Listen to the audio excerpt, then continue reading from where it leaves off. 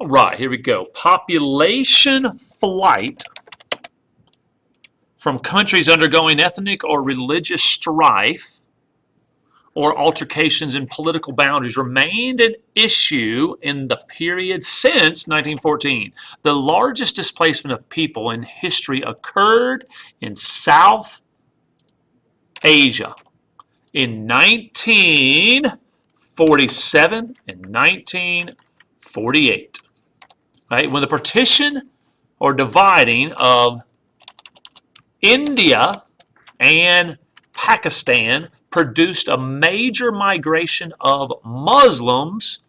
Where would they go? To Pakistan. And Hindus who went to India. The first Arab-Israeli war in 1948 created hundreds of thousands of Palestinian Arab refugees. In 1998, in the Balkan region of Kosovo, thousands of ethnic Albanians of the Muslim faith fled in the face of Serbian massacres. From 2000 to 2004, religious conflict in Nigeria caused Christians and Muslims to flee to areas where their religion was the majority or dominant faith. In the Sudan, inhabitants of the southern region of the country, most of them Christians or practitioners of native religions, were displaced from their homes when Sunni Arabs from regions of Sudan attempted to impose Sharia or Islamic law upon the southern region.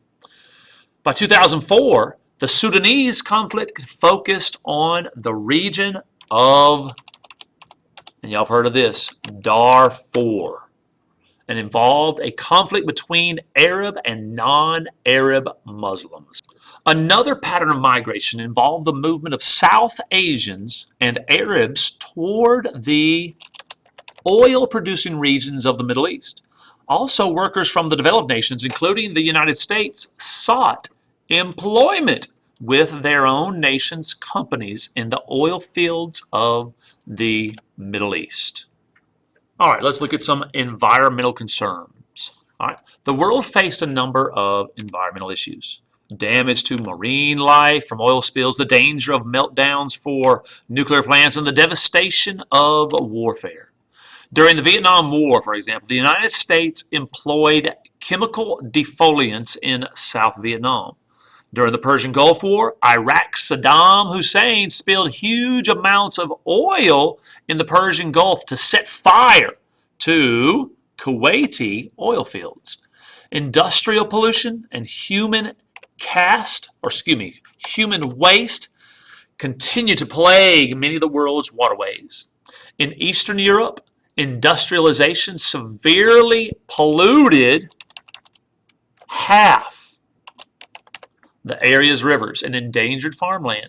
Pollution was responsible for respiratory diseases and higher rates of infant mortality. Population growth in the rural areas of Africa and Asia often led to overgrazing and deforestation. Depletion of the rainforest was a factor in global warming. What's this? Anti-pollution devices were installed on automobiles, planes, and industrial smokestacks. Let's go back to the top here. Some progress in protecting the environment was made. Governments of industrial nations identified the chemicals that cause ozone depletion in the upper atmosphere and limited their use. All right, let's have a summary of all of this. Population issues in the period since 1914 have revolved around migration and control of population growth. Migration in the period has most frequently been from developing to developed nations. All right, that's where the jobs are. And second, from rural to urban areas. Everybody's going to the cities. The latter, from rural to urban, often has resulted in the establishment of shanty towns along the perimeters of major urban areas. Sit down, you ain't going nowhere. Guest workers often became the victims of discrimination, especially in Europe. Although some governmental programs limited population growth, many rural areas in Africa and Asia suffered from depleted farmland insufficient to handle their population. Issues of poor air and water quality, global warming, and the devastation wrought by warfare remain.